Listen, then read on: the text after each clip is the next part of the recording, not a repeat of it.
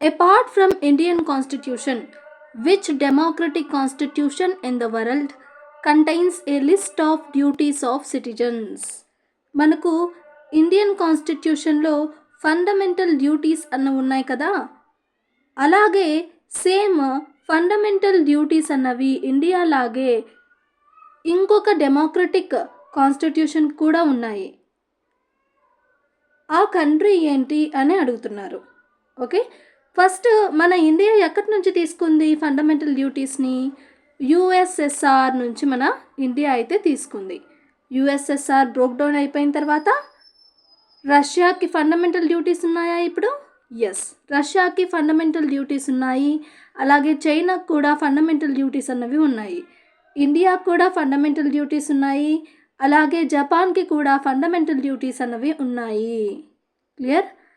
మరి ఏమడుగుతున్నారు? Democratic constitution అయ్యుండి fundamental duties ఏ నేషన్కు ఉన్నాయి ఇండియా లాగే అని అడుగుతున్నారు. Right? Democratic nation India, fundamental duties ఇండియాకు ఉన్నాయి. అలాగే ఇంకొక ఏ నేషన్కు ఉన్నాయి?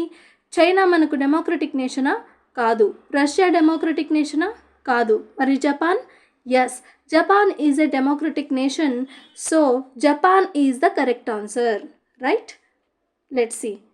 ఫండమెంటల్ డ్యూటీస్ అనేవి మనము ఇండియా అయితే యుఎస్ఎస్ఆర్ కాన్స్టిట్యూషన్ నుంచి తీసుకుంది. ఓకే, మరి ఫండమెంటల్ డ్యూటీస్ ఇప్పుడు ఏ దేశాలకు ఉన్నాయి?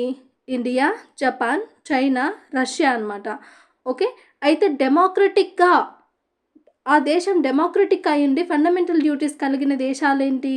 ఇండియా మరియు జపాన్. ఆ లిస్ట్లోకి చైనా, రష్యా రాదు. క్లియర్? ఇండియా అండ్ జపాన్, ఎందుకంటే చైనా, రష్యా మనకు డెమోక్రటిక్ కాదనమాట. Clear? So for this question answer is Japan.